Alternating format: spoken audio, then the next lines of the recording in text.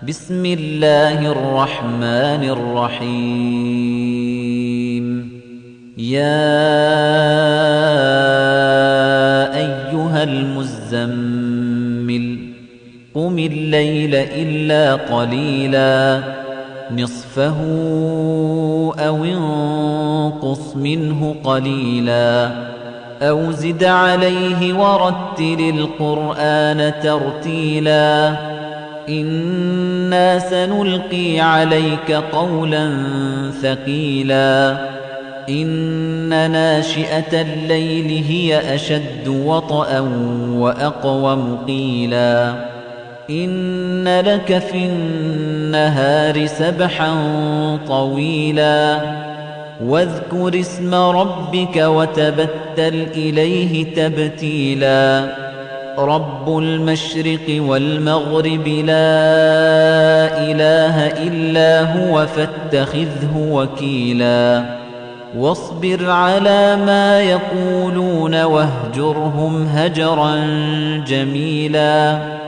وذرني والمكذبين أولي النعمة ومهلهم قليلا إن لدينا أنكالا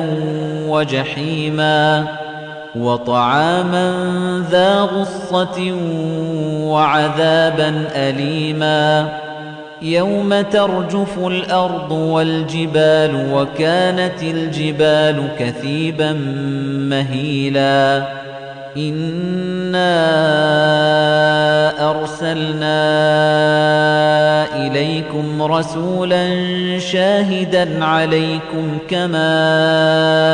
أرسلنا إلى فرعون رسولا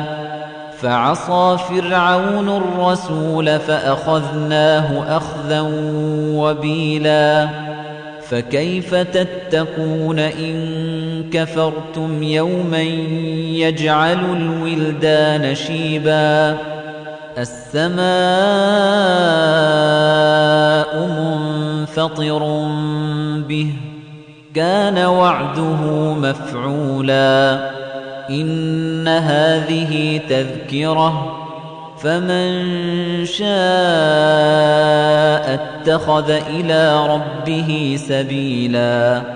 إن ربك يعلم أنك تقوم أدنى من ثلثي الليل ونصفه وثلثه وطائفة من الذين معك والله يقدر الليل والنهار علم أن لن تحصوه فتاب عليكم فاقرؤوا ما تيسر من القرآن علم أن سيكون منكم مرضى وآخرون يضربون في الأرض يبتغون من فضل الله وآخرون يقاتلون في سبيل الله فاقرؤوا ما تيسر منه وأقيموا الصلاة وآتوا الزكاة وأقرضوا الله قرضا حسنا وما تقدموا لأنفسكم من خير تجدوه عند الله هو خيرا وأعظم أجرا